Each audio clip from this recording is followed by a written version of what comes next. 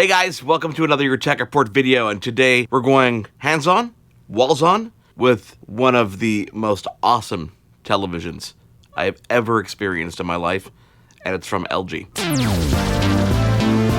It's hard to review a television.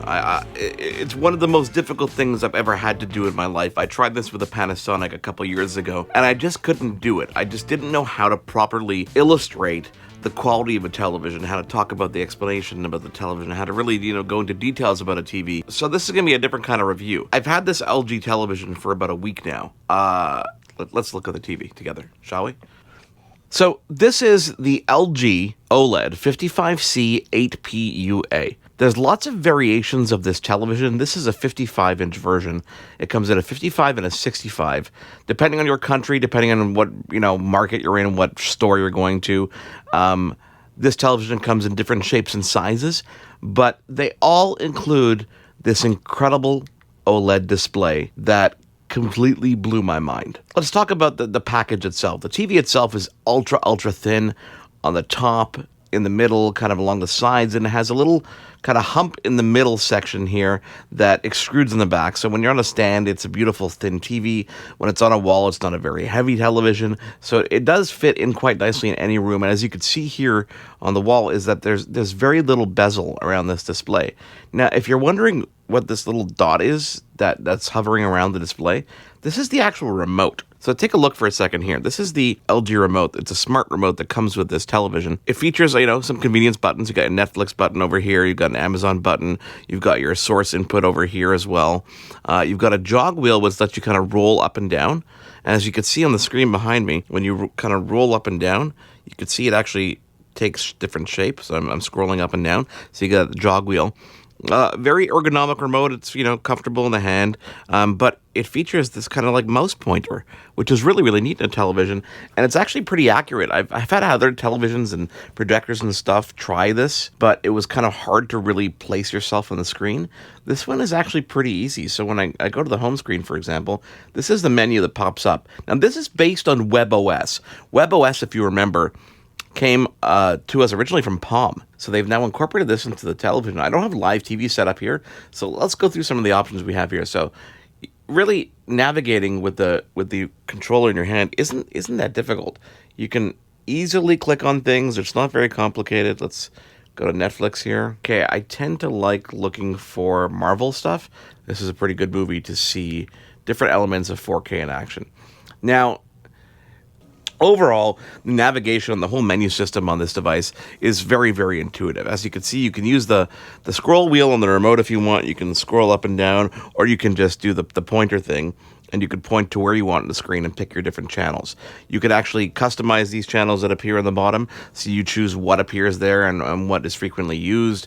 You can add your content over here as well. You've got complete configuration settings on the actual television itself, whether it be picture settings, sound settings, the internal speakers, external speakers, your network connection, all the settings come up here if you want. You can control the channel tuning. I mean, everything you want in a television is here, but the whole interface really does blow my mind because it is so intuitive and so easy to use that it makes getting this configured from the start to the way you want to watch it quite easy. The picture, I cannot rave about the picture enough on this. It's absolutely mind-blowing. I remember walking into a Costco going, this is just absolutely nuts. Back to me for a second. I remember the first time I'd seen this television, I'd walked into a Costco, and there was a whole lineup of different brand names on the right, and right in front of me was this 55-inch and a 65-inch OLED from LG, and the picture was astonishingly better. There was no arguing that the picture on the LG was absolutely incredible. And when you look at the price then compared to what you can get this television for now, it's absolutely amazing. I mean, the price drops. We're looking at $1,800 to get into a television like this, depending on where you're buying it, depending on what year model. I'm sorry, Mark. I'm sorry. Yeah. I hate. Can you see me clearly? I hate to interrupt your video. I know you're talking about your LG OLED, your 2018 model that you have that you love. So I couldn't jump in and tell you, talk a little bit about the one that I have behind me, which is the 2017 model, the B7A. And do you mind if I jump in and just tell you a few really cool things about this? So the thing I love about the 2017 models, and I'm not sure if it holds true for 2018 or not, but in 2017, even the bottom of the line B7, which is what you see behind me, and this is a 65-inch version, it comes in 55 as well, between, the bottom of the line B7 all the way up to the wallpaper version, the really expensive super thin wallpaper TV, they all have the same picture technology. So regardless of which model you get in the LG 2017 lineup, the picture is exactly the same, the technology is exactly the same. The package is a little different, the way it looks, the aesthetics of the television, a little different, but overall, the TV picture is exactly the same. And Mark, I know you love your 2018, but I have to tell you, the 2017, the B7A, the picture is absolutely stunning. And because this is a 2017 model, I've seen this TV, which not long ago was about $3,500, as low as $1,800 and change. And for the 55-inch model, as low as $1,400, which is almost half price. It's crazy. So I've been playing around with this television. I came from a Samsung 8000 series 4K HDR set, which in its own right is absolutely brilliant, but there are a few things that this guy does differently that make it that much better a gaming and movie viewing experience, in my personal opinion. A couple of things that it does differently than my Samsung, there are two main important things. Number one, the Samsung television doesn't have great off-viewing angles. So if you're sitting right in front of the Samsung, you're going to get a beautiful picture. Even though it's not OLED, you're still getting a gorgeous picture. With this guy, I can almost be, hold on, right here at this really weird angle. I know I'm yelling because the mic's over there. And I can still see everything crystal clear and beautifully. From any angle, this thing is going to give you a stunning, stunning picture, which I love. You're not going to find that with the Samsung traditional LED set that I had, the 8000 series from a few years ago. The other thing that I love about this guy is two things. The HDR settings for this.